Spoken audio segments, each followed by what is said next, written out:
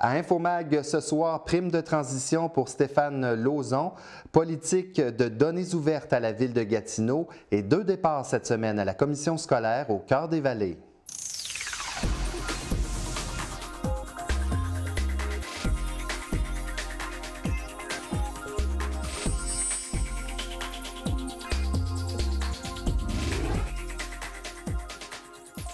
Bonsoir, mesdames et messieurs, ici Martin Perrault. Bienvenue à votre Infomag du jeudi 4 février 2016. Une toute nouvelle borne de recharge rapide a été installée à la municipalité de Lange-Gardien. Elle sera sous peu branchée au circuit électrique d'Hydro-Québec. Cette borne de 400 volts permettra de complètement charger une automobile électrique en 20 minutes. Lange-Gardien a manifesté son intérêt d'obtenir cet équipement en raison de son plan d'action sur l'environnement et son désir d'être bel et bien une ville verte. La municipalité possède également un véhicule électrique et un véhicule hybride dans sa flotte. Le maire Robert Goulet nous explique comment Lange-Gardien en est venu à obtenir cet équipement. Notre comité d'environnement s'était penché sur la chose, compte tenu du fait que la municipalité a la réputation d'être verte. Alors, on a un comité d'environnement qui est assez agressif. Alors, c'est une proposition qui avait été faite au conseil. Alors, dans notre cadre de notre politique environnementale. Alors, de là, l'idée, on s'est informé, qu'est-ce qui en coûterait, quelles seraient les difficultés, les avantages et les désavantages. Et finalement, on a quand même réalisé que c'est assez dispendieux, cette installation-là. Mais on est allé chercher de bonnes subventions de la part d'Hydro-Québec et de Nissan. Alors, c'est un coût total, installation et équipement de 70 000 $. Mais la municipalité a pu aller chercher des subventions, comme je disais. Alors, ça nous coûte environ 27 000 $ à la municipalité, finalement, pour avoir l'équipement tel qu'il est, tout installé. Et oui, le montant total de la borne et de son installation a coûté près de 70 000 $. Le maire nous explique maintenant que l'installation d'une telle infrastructure se révèle tout de même compliquée. C'est une technologie pas mal plus compliquée qu'on l'aurait pensé. De là, les coûts, quand même, ça semble exorbitant, mais c'est vraiment quelque chose de majeur.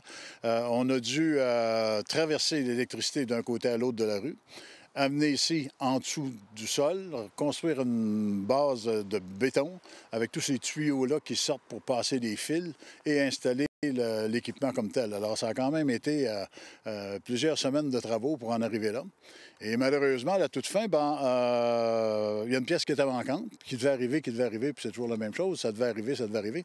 Alors, c'est arrivé cette semaine. Alors, on aurait dû être en mesure de le mettre en opération au tout début de l'hiver.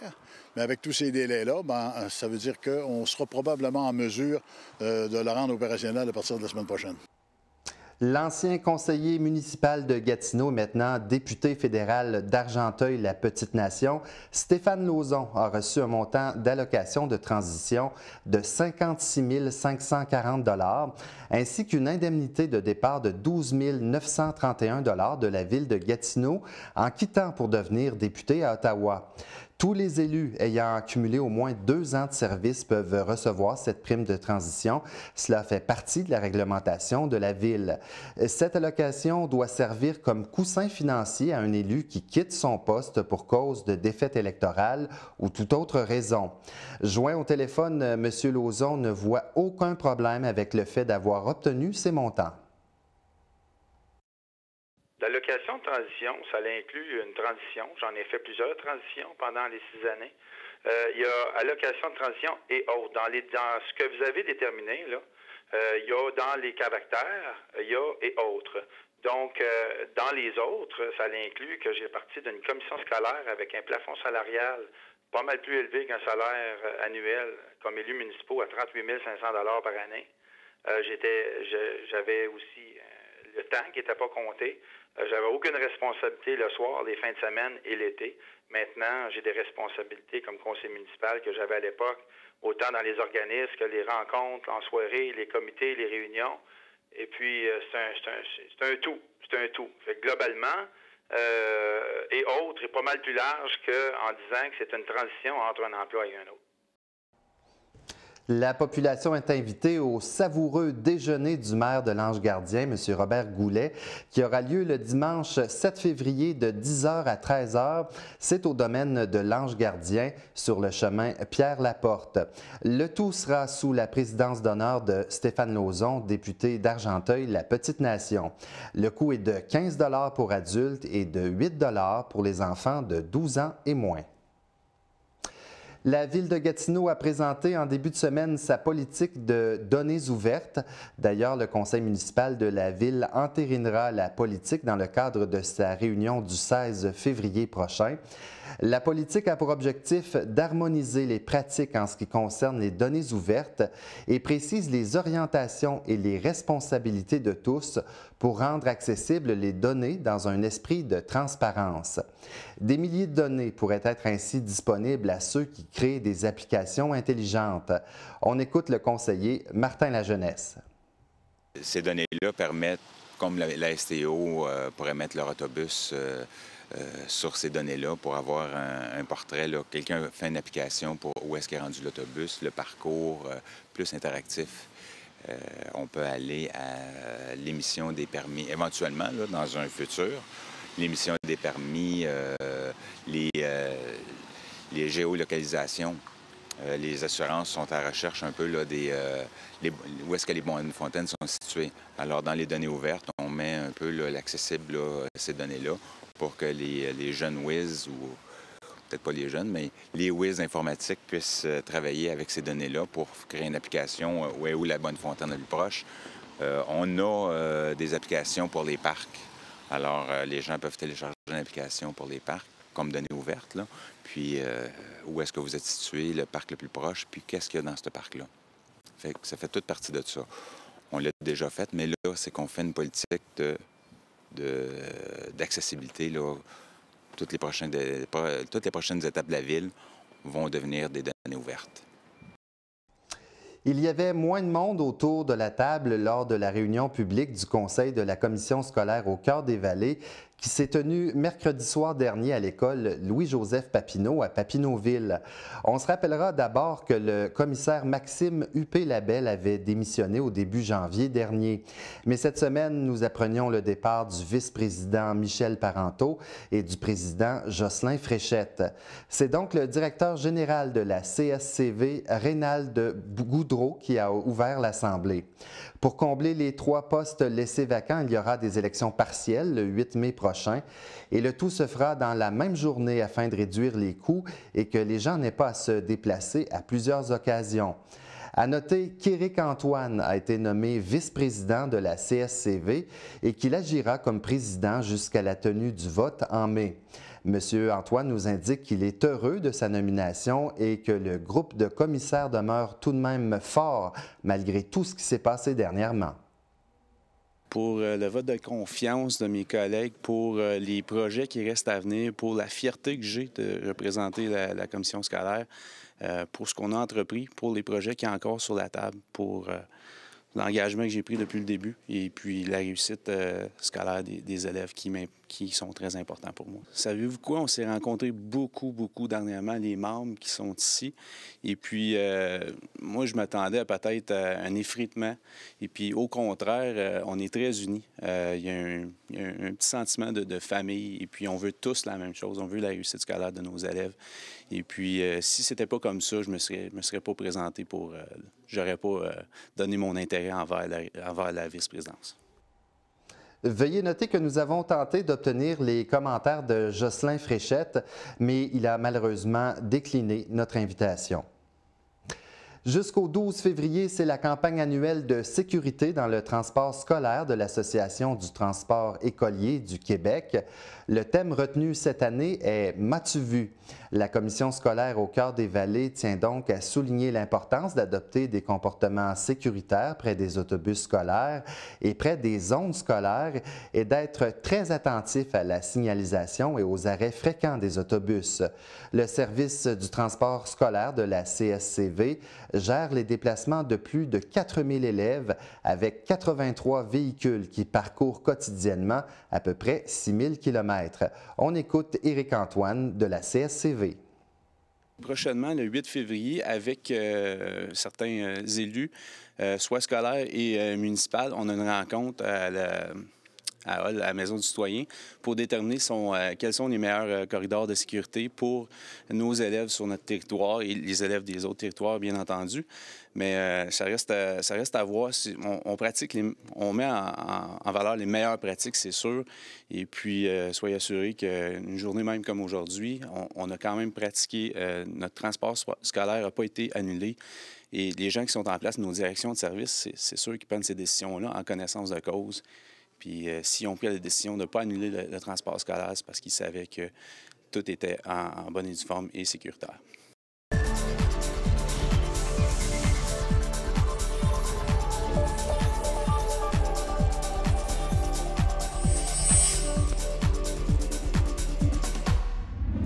Et c'est au tour de la chronique culturelle avec Jessie Laflamme qui est encore avec nous cette semaine. Bonjour Jessie. Bonjour Martin, bien content de travailler avec toi aujourd'hui. Moi aussi, bien content. Jessie de TC Média, et tu veux nous parler en premier de l'émission La Voix. Oui, en fait, Stéphanie Saint-Jean était de passage à La Voix dimanche dernier. Elle a fait la prestation I Am Changing qui vient de la comédie musicale Dream Girl. Et Stéphanie Saint-Jean, plusieurs personnes de la région la connaissent. Elle a chanté dans plusieurs groupes. Présentement, elle est au sein du groupe Rock Shop et elle travaille aussi au Café des artistes de la Lièvre. Elle a fait toute une performance. J'ai eu la chance d'y parler hier. Elle me disait que même si elle est habituée de la scène, c'est la première fois qu'elle sentait une adrénaline, que c'est toute une mission, que c'est très particulier. Elle a aussi parlé du fait qu'elle souffre d'un trouble de personnalité limite. Pour elle, c'est important d'en parler parce qu'elle veut passer le message que même si on est à la télé, on est humain.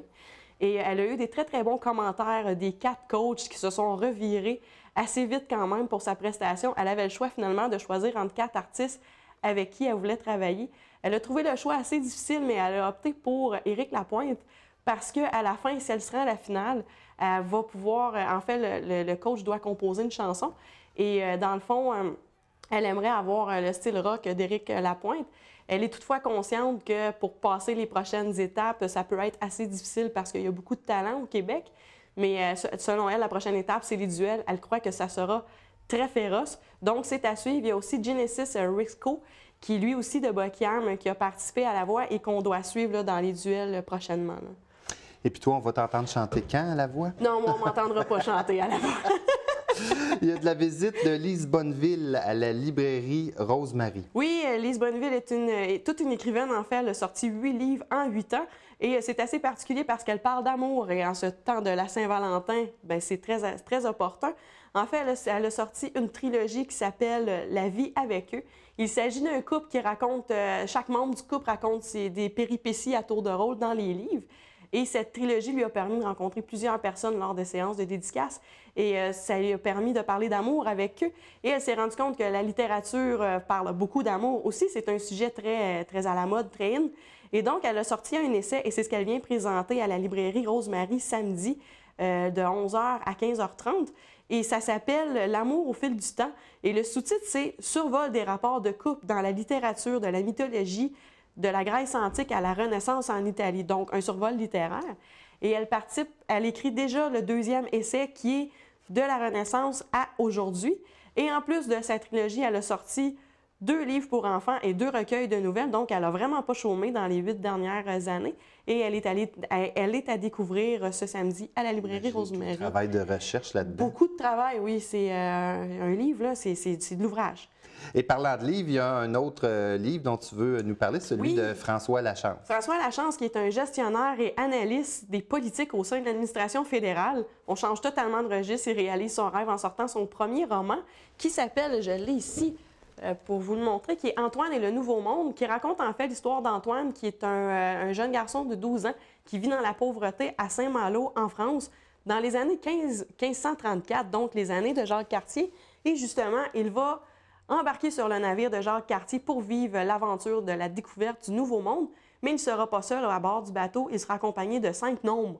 Donc, un monde féerique, imaginaire. Je n'ai pas eu la chance de le lire encore, je vais essayer cette semaine pour vous en parler plus la semaine prochaine, mais le lancement du livre va avoir lieu le 13 février à la librairie Rosemary. donc auteur à découvrir, qui vient d'ici. Et justement, François Lachance va être avec nous à l'émission mardi qui s'en vient. Tout à fait, qu'il va être encore meilleur que moi pour vous en parler. On parle de quelque chose d'hivernal, de merveilleux, La Guerre des Tucs. Oui, La Guerre des Tucs, le classique québécois qui a été repris récemment en cinéma en version 3D, version animée, avec les voix de plusieurs artistes québécois reconnus, dont Marie-Lou Wolfe, Sophie Cadieux, Catherine Trudeau, Hélène Bourgeois-Leclerc, Gilles Doroy. Et le Carrefour culturel Estacade présente ce film à la Salle des Jardins le 7 février prochain.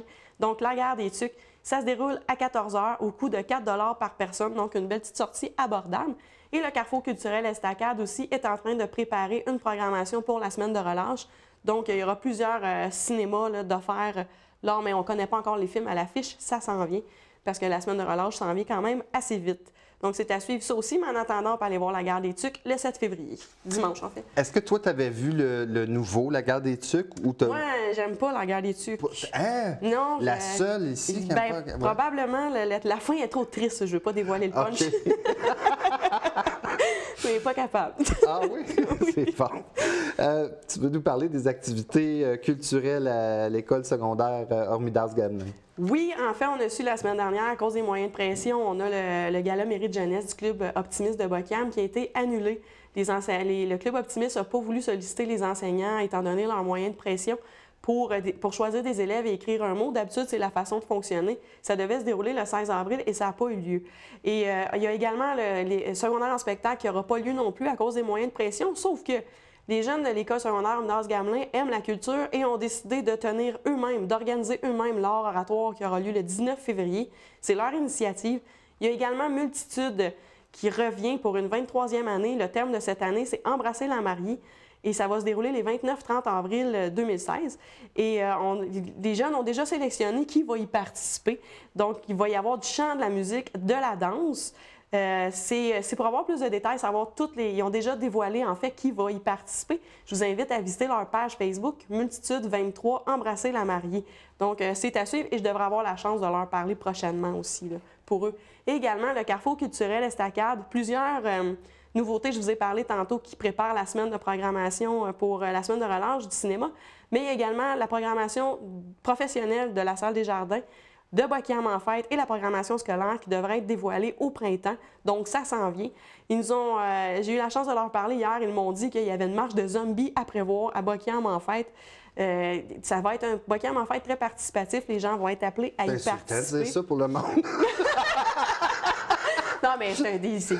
OK, je comprends. Puis il y a également, on a parlé de traces la semaine dernière là, qui ne revenaient pas. Carrefour culturel Estacade, en fait, se repositionne, réévalue sa priorité qui est les arts de la scène.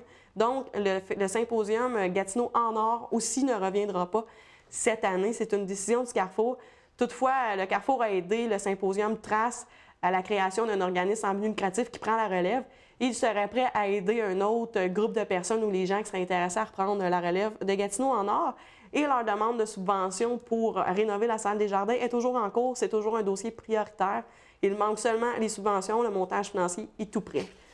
Quelques secondes pour nous parler de Sophie Maisonneuve au Café des Artistes. De la Lièvre. Oui, Sophie Maisonneuve, qui est une artiste peintre depuis plus de 16 ans, qui est au Café des Artistes jusqu'au 28 février. Elle y va beaucoup dans l'abstrait et pour elle, c'est la peinture à l'acrylique son médium de prédilection. Elle y va beaucoup avec des couleurs vives, des grosses formes dans lesquelles elle glisse d'autres formes de couleurs plus noires pour que ça ressorte. Elle veut faire que l'expérience visuelle ne laisse pas indifférent et ça fonctionne assez bien. Donc, elle va essayer de mettre sur toile les choses qui la font vibrer. Pour en savoir plus, il suffit d'aller au Café des Artistes de la Lièvre jusqu'au 28 février. Jessie, merci beaucoup. On se retrouve jeudi la semaine prochaine. Oui, tout à fait. Merci. Merci beaucoup.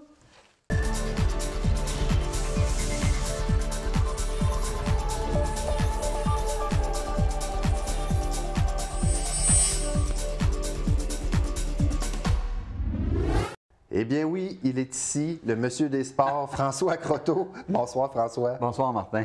On parle des Flames de Gatineau qui avaient un match crucial mercredi. Oui, effectivement.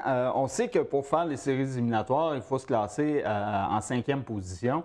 Et les Rangers de Montréal, c'est eux qui détiennent la 4e position. Alors, ils avaient 3 points d'avance sur les Flames. Puis, ils sont amenés justement hier soir. Ça a été quand même un bon match. Âprement discuté. Malheureusement, les Flames se sont inclinés par le pointage de 7-6 en prolongation. Naturellement, on va chercher un point, mais là, la différence de points est maintenant de 4. Alors ça fait mal un peu aux chances des Mustangs, des Flames. Il faut rappeler, par exemple, qu'ils vont jouer vendredi soir contre les Montagnards de Sainte-Agathe. Ça ne sera pas facile, mais ils rejouent dimanche après-midi du côté de Montréal-Est. Donc, si on est capable d'aller chercher une victoire chez eux, bien, on revient un peu à la case départ. Puis les matchs d'ici la fin de saison seront très déterminants pour cette fameuse 4e place. Le tournoi de Masson-Angers, nos équipes locales font quand même bonne figure. Oui, effectivement. C'était la dernière fin de semaine, là, les finales. Dans l'Atoma, une victoire des Rapides de la Lièvre par le pointage de 5-2 contre les représentants de Repentigny. Au niveau PIOIA, les Jets de la Lièvre l'ont emporté 4-2 par rapport aux Titans de Gatineau. Le Bantama, ce sont les Loups de la Colline qui l'ont emporté par 2-0 contre Joliette Crabtree. Et dans le Midget A, ce sont les Festivals de Hall qui l'ont emporté 5-1 contre les Seigneurs de Soulanges. Donc, c'était la 44e édition et on félicite les organisateurs et tous les bénévoles et ainsi que tous les joueurs qui ont participé. Et du côté des Olympiques, il y a des problèmes au niveau de l'assistance? Oui, effectivement. Pour ceux qui ont consulté le droit de la fin de semaine dernière, il y a une baisse là, de 20 ici là, du côté de Gatineau. Et c'est un phénomène qu'on retrouve à la grandeur de la Ligue parce qu'il y a 18 équipes là, qui sont prises avec cette même baisse plus ou moins importante. Puis on rappelle que les Olympiques ont quand même une très bonne équipe. Ils sont en 3e position. Ils évoluent dans la division la plus forte de la Ligue de hockey junior majeur. Et on a de la misère là, quand même à remplir l'aréna. Alors c'est une question là, que les propriétaires vont devoir débattre. Et puis naturellement, il y en a qui disent que la venue d'un nouvel amphithéâtre va régler ça. Ça va régler ça à court terme. Mais à long terme, ça ne réglera pas le problème des assistances à travers la Ligue. Est-ce que tu crois qu'avec leur nouvelle aréna, les gens iraient plus au début, ensuite de ça, ils délaisseraient un peu? Ben oui, il y a toujours l'effet wow, là, si on peut dire, au début, de vouloir aller voir les installations, puis en même temps de voir un excellent match de hockey. Mais on ne peut pas se fier simplement sur l'aréna ou l'amphithéâtre, parce qu'à long terme, non. Il va falloir qu'il y ait, je sais pas, un changement dans la culture, ou peut-être que les gens se disent, ben là, hockey, aller voir du hockey, non, on en voit partout à la télévision. C'est peut-être ça qui est le problème, là. C'est peut-être la surmédiatisation.